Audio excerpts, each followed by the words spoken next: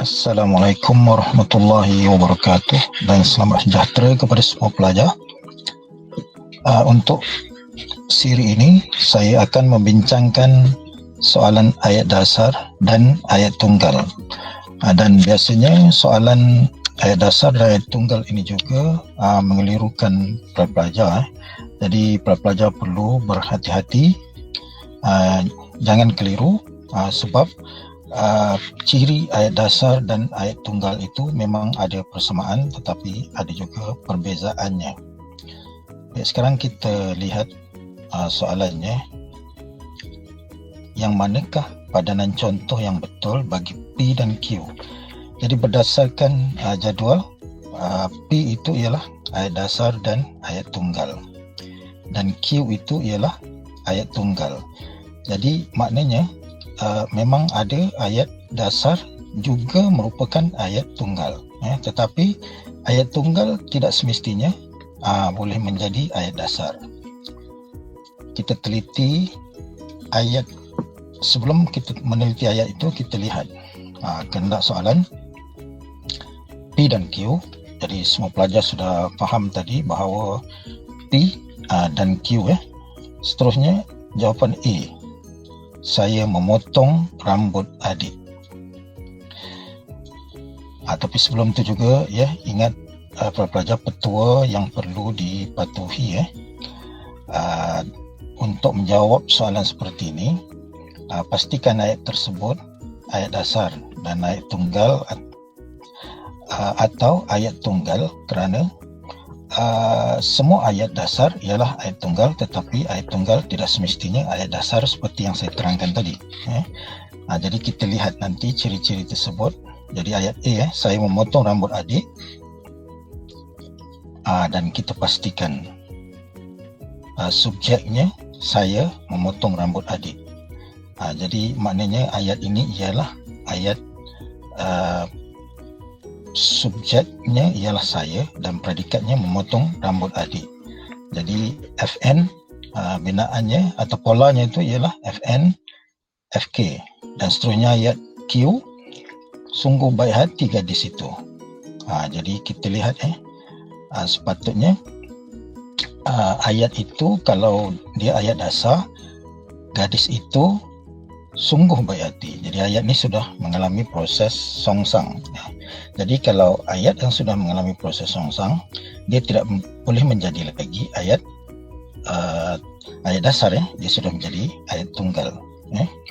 Jadi kalau P tadi, maknanya selain ayat saya memotong rambut adik itu sebagai ayat dasar itu juga boleh menjadi ayat tunggal, sebab ayat tunggal cuma mempunyai satu klausa bebas.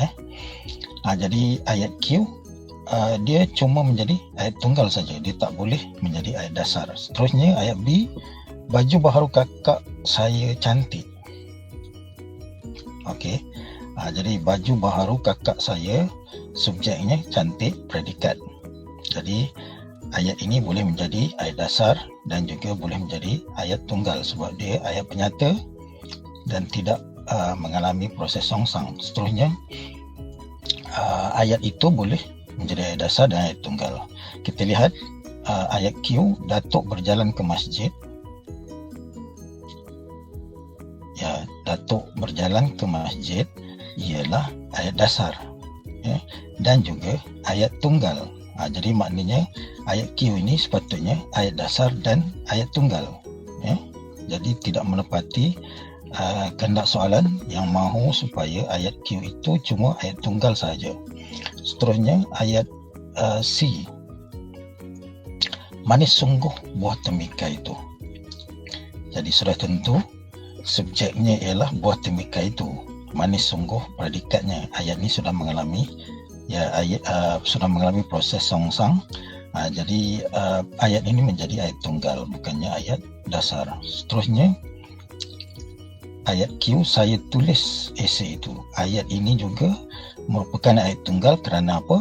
Sebab sepatutnya ayat dasarnya ialah saya menulis esei itu. Kemudian dipasifkan, esei itu saya tulis. Selepas itu songsangkan ayat pasif itu, saya tulis esei itu. Jadi ayat ini ialah ayat pasif songsang. Jadi dia menjadi ayat tunggal, tak boleh menjadi ayat dasar. Dan seterusnya ayat D, letaklah barang itu di sini. Ini juga merupakan ayat tunggal sebab dia bukan ayat dasar. Sebab ayat ini ialah ayat perintah. Jadi dia bukan ayat penyata. Dia tak boleh menjadi ayat dasar. Seterusnya, kek dimakan oleh nenek. Ayat Q. Jadi kek dimakan oleh nenek, ini ialah ayat tunggal kerana ayat ini sudah dipasifkan. Ayat aktifnya ialah nenek makan kek. Jadi kek dimakan oleh nenek. Jadi itu sudah menjadi ayat tunggal. Jadi setelah kita analisis semuanya, jawapan yang betulnya ialah A.